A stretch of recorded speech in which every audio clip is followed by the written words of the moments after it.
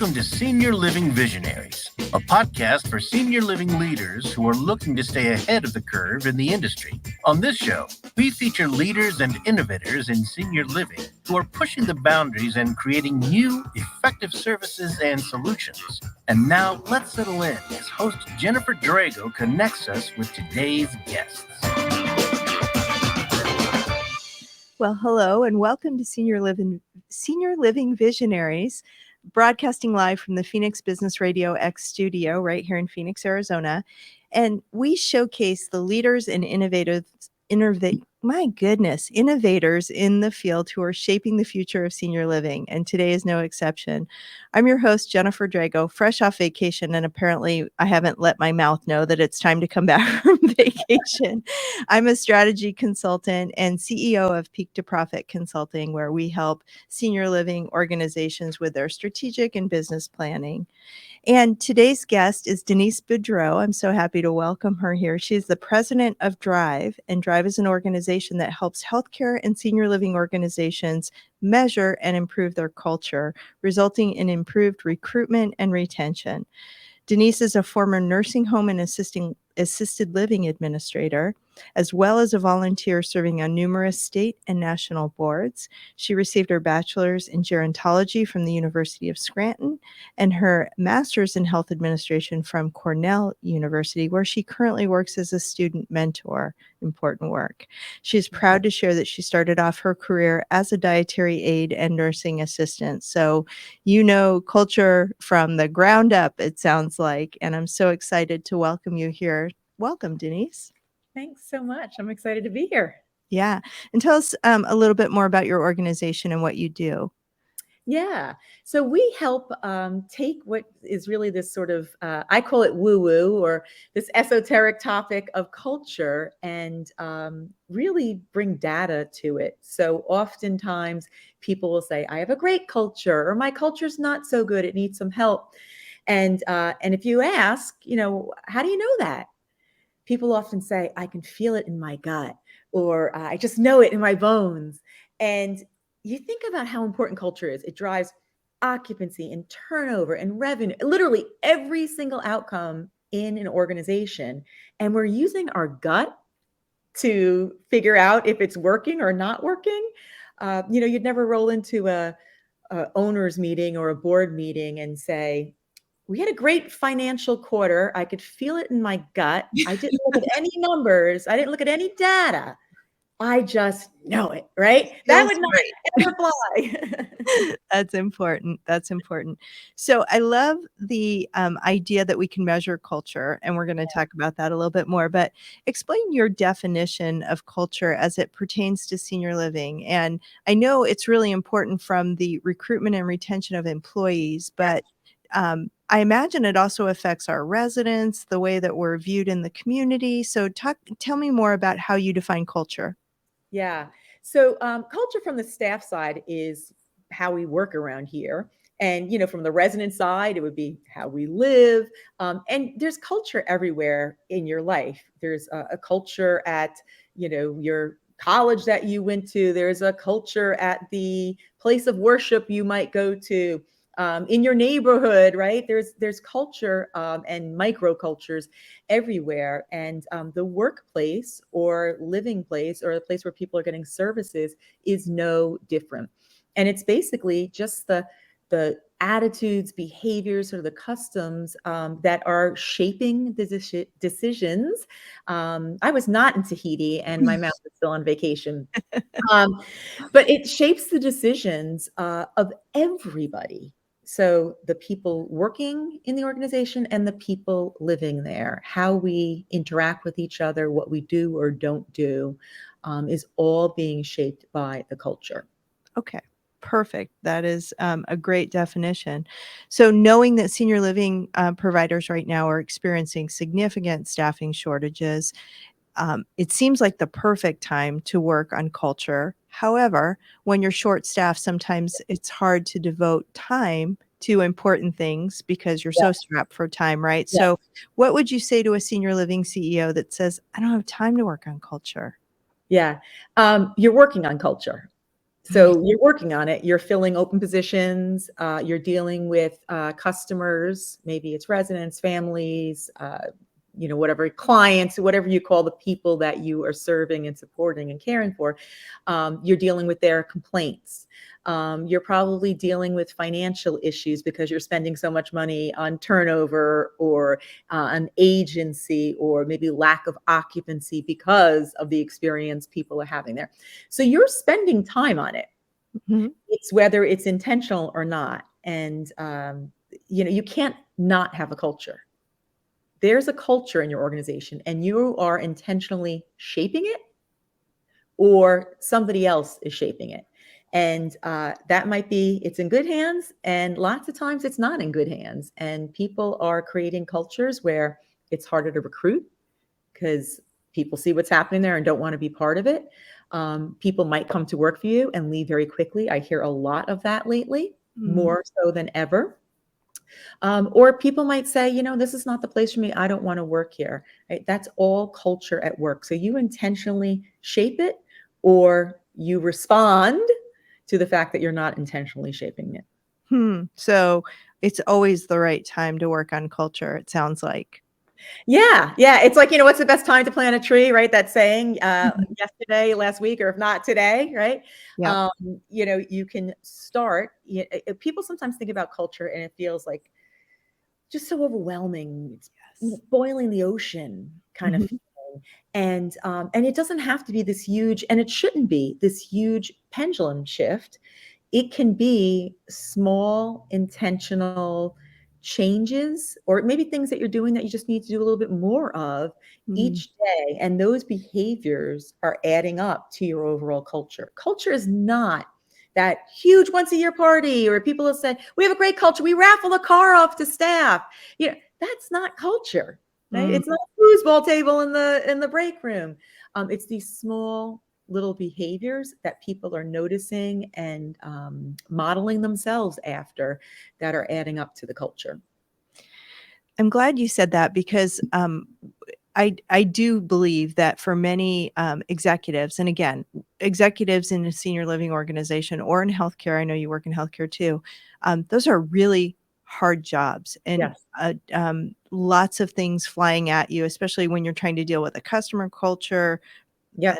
I shouldn't have used your word. You're trying to deal with your customers and their satisfaction, your employees and their satisfaction, regulatory issues. I mean, just they pile on. And so it can truly seem overwhelming when you say, oh my gosh, I want our culture to be better. Where do I start? So if you were to, you mentioned small behaviors or small actions can have a big impact. If you were to give our audience today just one takeaway of one thing they could do differently that could have a really positive impact on their culture, what would you say that might be? Yeah. So when we measure culture, the number one value we've seen from our research, or the number one value or behavior that we've seen from our research that makes a difference, starting foundational, is respect. And so no organization could go wrong by focusing more on that value or behavior of respect. After that, it's employee recognition. After that, it's accountability. After that, it's coaching and mentoring. But those things all build on a value of respect. Employee recognition, a lot of times people focus on that, and it's fabulous. Usually organizations, you can't give too much thanks or praise.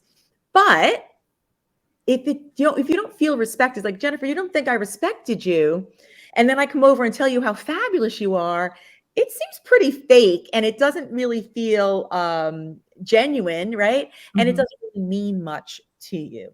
And respect as that foundation will always serve you and your organization. And we measure culture for a reason, so we can see specifically what is needed in each organization and even each site. If you're in a multi-site organization, you know this. Every site has its own little microculture, and even every department kind of has it, and even shifts have it. But overall, when we take all of our data and put it together, what we know is that respect is that number one thing. And so if I were you or your listeners, I would be thinking, well, what does that mean? And I'm so glad you kind of asked, right? It means that we when we ask staff this, what does respect mean to you? It means to people knowing my name, saying hello to me, asking how I am. That's pretty simple. Yeah, like the bar is down here. They're not asking for this. They're asking for say hello, ask me how I'm doing. Show me that I actually matter to you is what people are asking for. Wow. Really achievable, really doable. That's great. Yeah. Yes. And you're right. It's foundational. That I was thinking about places where I've received recognition, but sometimes that day-to-day respect isn't there. And you're absolutely right. It feels disingenuous. Yes. Oh, okay. Yeah, I get it. Yeah. You're checking a box now, but yeah, but you dismissed me yesterday when I was trying to tell you about a challenge that I'm having. Exactly. Yeah. Exactly. And then the coaching and mentoring, people create these incredible programs. Is coaching and mentoring bad? No, absolutely not. But people spend so much time creating these career, like all this other stuff. And if you don't feel respected again, and I come to you and say, hey, Jennifer, you know what? I think you'd be great in this role. You'd be like, oh, now you're trying to push me out of my job, right? Yeah. As opposed to we have a strong relationship and you're going to know that I've got your back and support you and want you to be the best that you can absolutely be. That's a very different answer if you'd want to be part of this program or whatever career ladder that we've created. Sure. So I had a question set aside for you about what are the drivers of company culture? Are those the same things we just talked about? And are they all truly individual in terms of how we individually treat each employee? Or yeah, tell me more. Yeah. Great question. You can see I get excited about this. So people come with their personal values in them, what's important to them. When they can show up true and authentically themselves, they do better and your organization does better. What does that mean? A humor and fun, super important to me, right? So I want to be able to kind of have fun at work and joke around with people, right? Do I have to be the class clown and get no work done? Nope. But it's going to be important to me that that part of my personality can come out. I'm creative, right? I want to bring that to work. Does that mean if I'm the CFO that I get to use creativity all the time in my job? Hopefully not. But maybe there's something I could be doing outside of my normal role that might bring out that creative. Maybe it's just some interactions with residents, or maybe I want to do something for staff that helps be part of a committee that helps bring out that creative side. So certainly everybody is wired. So knowing what's important to people personally, incredibly important. The organization also has a culture which is shaped by values.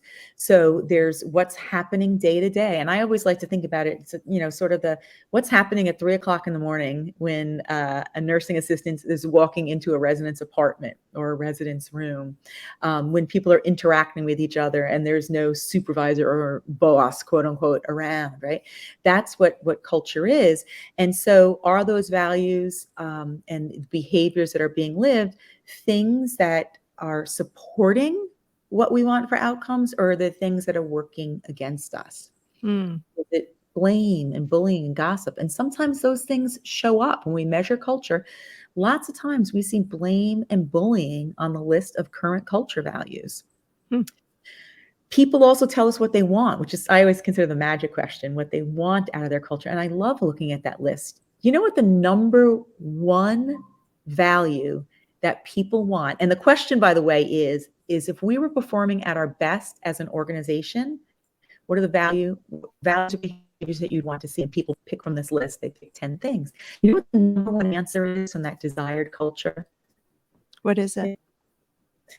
Accountability. Accountability. You're breaking up a little bit on your audio. Oh, okay. Sorry about that. Accountability. And, I see it, all these reports we get back, and every time it still amazes me though, accountability. So when we think that people don't want structure and that people kind of just want to do whatever they want to do, that is not true.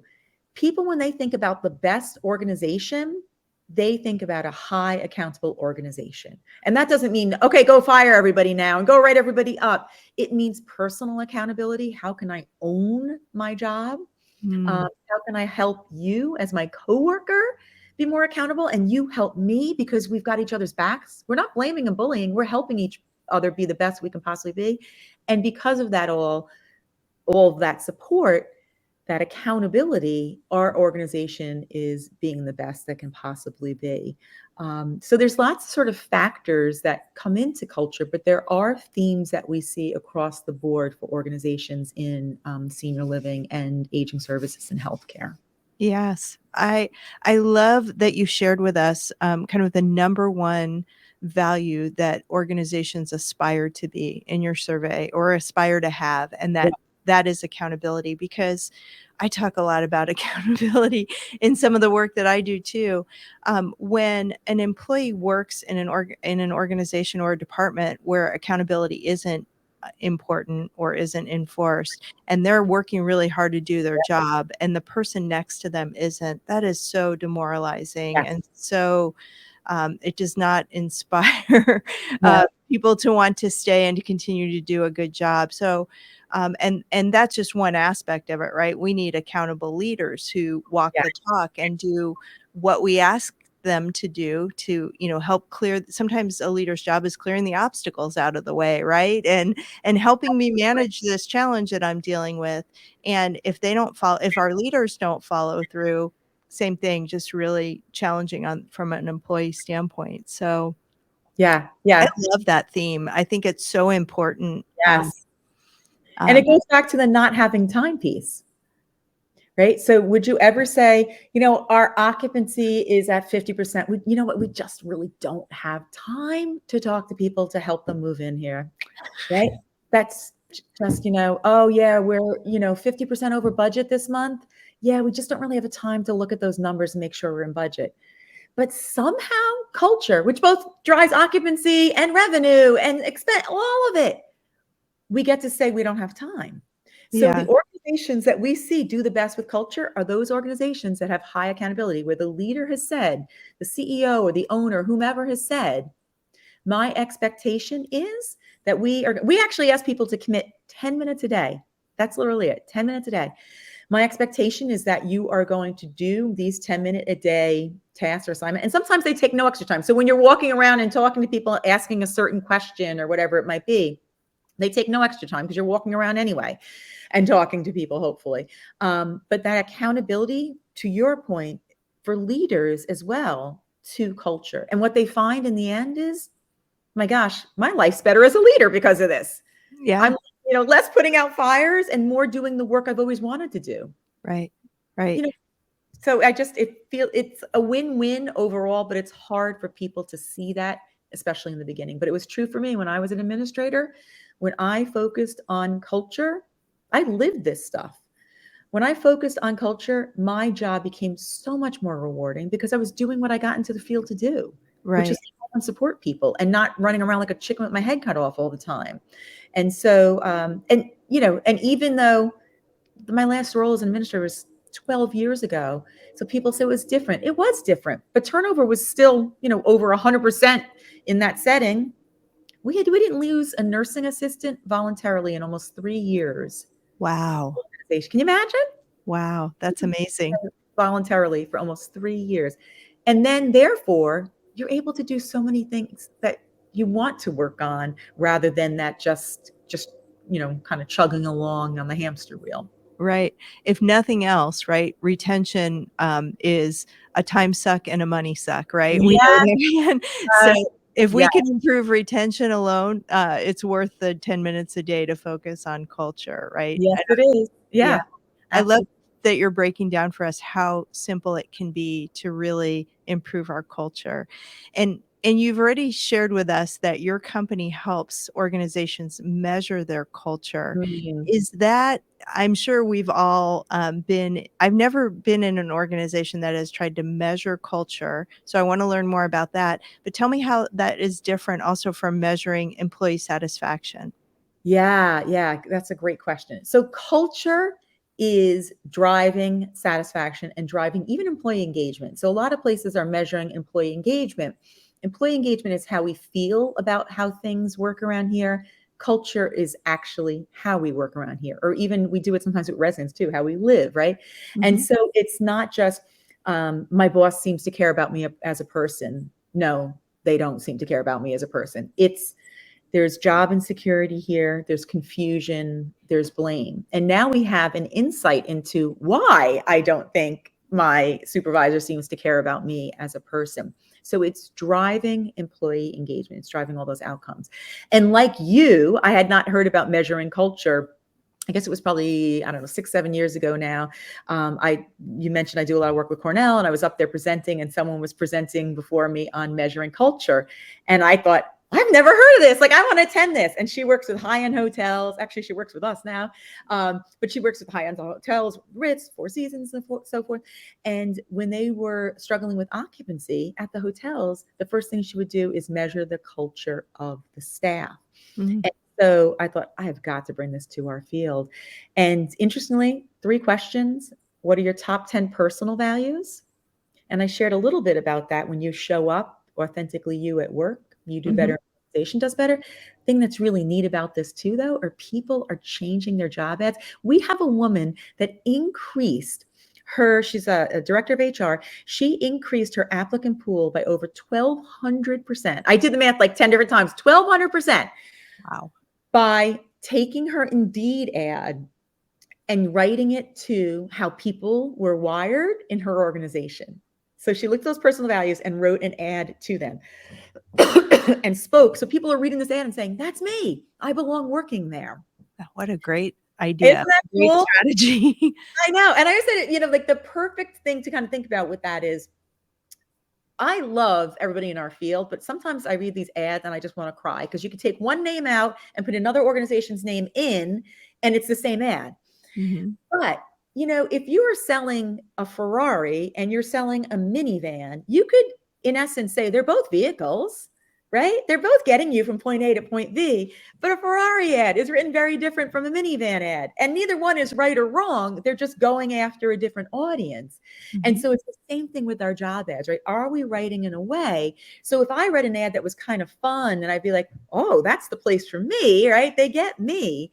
And so there are things that are the same in every organization. Compassion and caring, 2 of the things we see in almost all the personal values in the organizations where we measure culture. But then there are a lot of things that are different. So humor and fun sometimes shows up, positivity sometimes shows up in personal values, sometimes it doesn't. So that's the first question. What are the top 10 personal values? The second question are, what are the top 10 values or behaviors that you see in this organization? So what are you seeing today? That's the current culture. And then you choose from a list of words. And then, as I said before, the magic question, and I've done engagement surveys. I did engagement surveys for years. I usually sat on the shelf, but that's because I never had a destination. And the destination is that desired culture question. If our organization was performing at its best, what are the top 10 values or behaviors you would want to see? And now I've not only had everyone, because when we just measure engagement sometimes or do these surveys or whatever it might be, it's kind of like, people vomit on us, everything that we've done wrong or everything we're doing now. And we have to guess at what they want. And so there's no more guessing. There's a destination, which makes a difference, because then we can create a roadmap. When you don't have a destination, you ain't getting anywhere, right? You're going to be where you're at and guessing where you should go. So those are the 3 questions: personal values, current culture values, and desired culture values.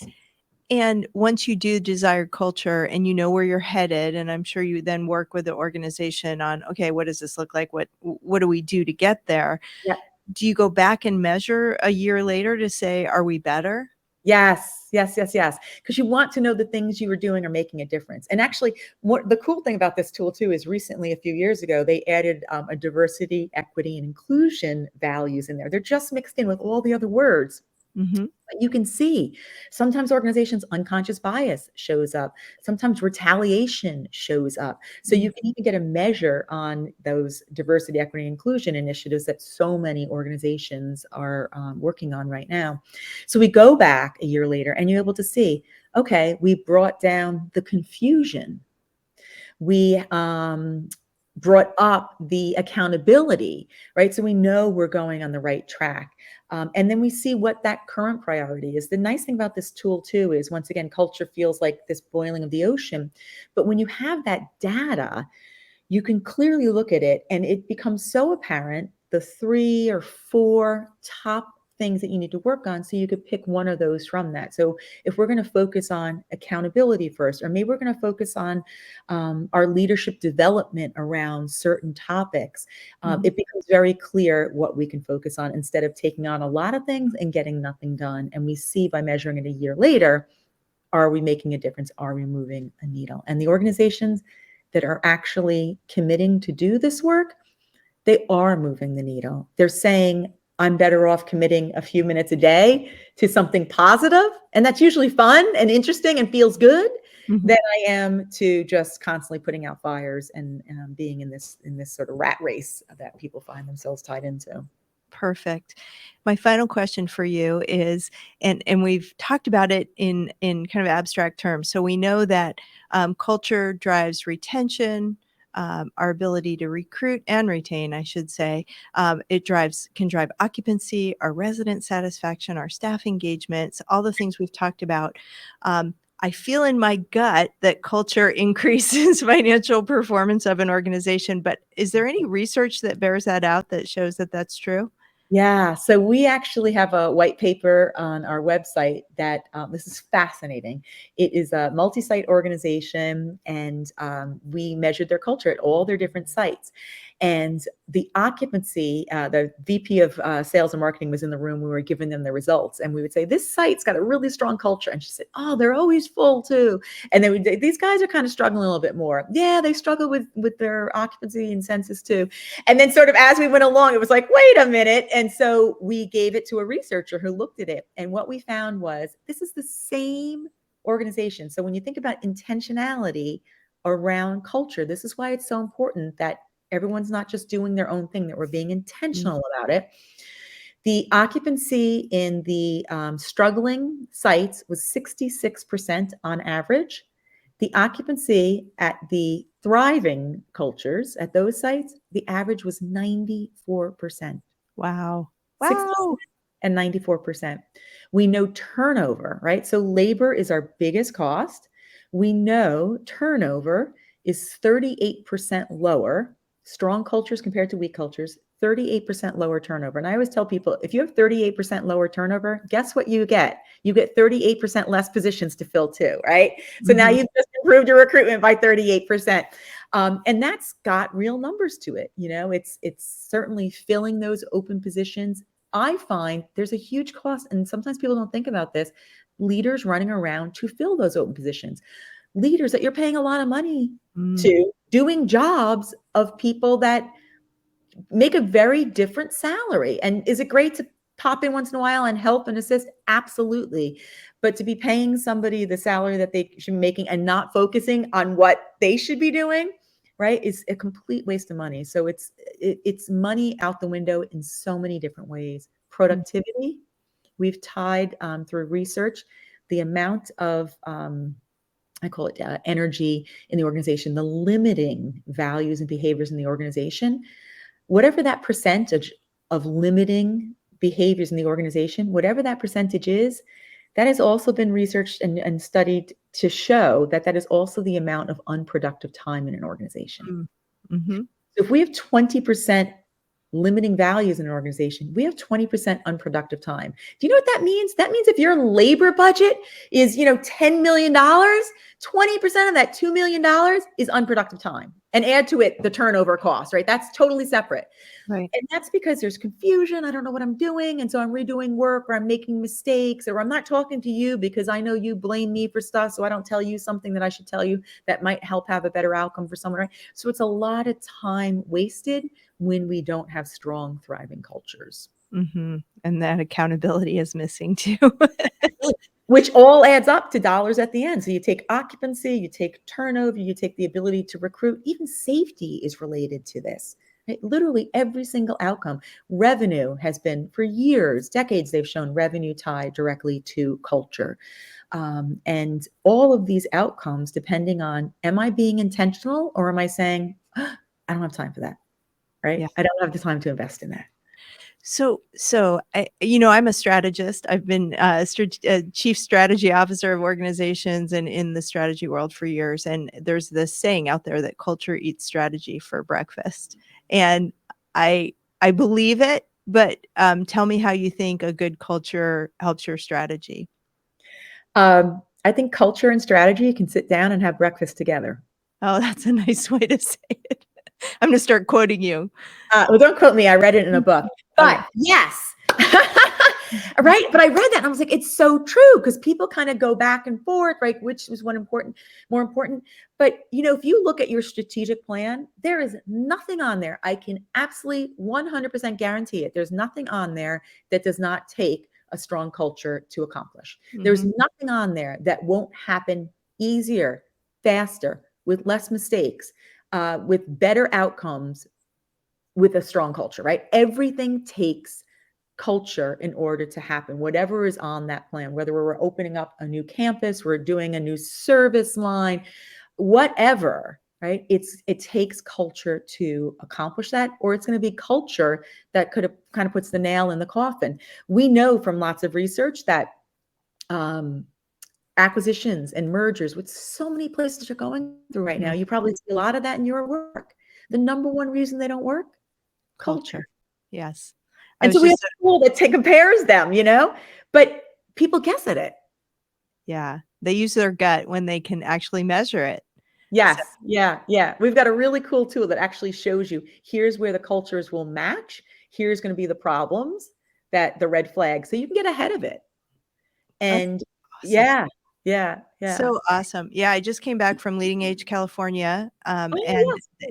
We did a session on sustainability where folks were talking about affiliations, mergers, different things that they had gone through. And that came up again and again, as the cultures have to match, or they have to be at least close so that the organizations are compatible. So something else I didn't know that you do, that your organization does, is help organizations that are considering that to figure out where they're a match, or whether they're a match, perhaps. Is that correct? Yeah. And on either end, right? It might be, we've gone down that road already. Okay. But now you can intentionally say, you know what, that change we're going to make is going to be a little bigger of a deal than we're anticipating. Or, you know what, we can say we're making that change and link it to something that the team members wanted. And, we kind of say, this is in your desired culture. And guess what? We're doing this thing to help with that, right? So it can be done for the positive too. It doesn't just have to be, kind of playing defense. I should not be making sports analogies. I am not a sports person. But, we can kind of get ahead of it a little bit. Perfect. Well, Denise, I want to thank you so much for all the wisdom that you shared with us today. I've learned so much. And tell our audience, if you would, how they can get in touch with you, how they can learn more about your organization. Yeah, absolutely. Our website is cultureoutcomes.com. So it's culture and then outcomes, OUTCOMES.com. And you can click on there to connect with us and learn more about what we do. You can also send an email to info@cultureoutcomes.com. We'd be happy to tell you about measuring culture, or send you any of the resources. That white paper I mentioned is on there, and lots of other resources that you can connect with. Perfect. And we'll put all the links in the show notes so everyone can have access. And I know you're on LinkedIn and very active, and your company Drive also has a company page that you can follow. So that's awesome. Well, thank you so much for your time today, Denise, and for sharing all the wisdom around culture and why we should really pay attention to it. Fabulous. Thanks for having me. You bet. You bet. So this has been another episode of Senior Living Visionaries, where we honor and feature the innovators and executives and advisors who are really shaping our industry for the better.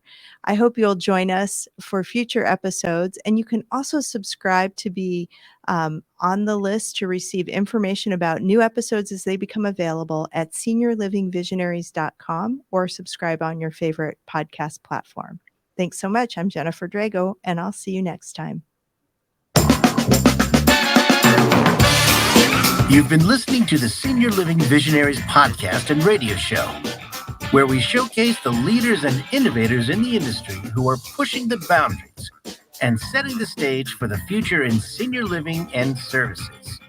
Join us next time as we share the bold ideas and breakthroughs of the industry's most forward-thinking leaders here on Senior Living Visionaries.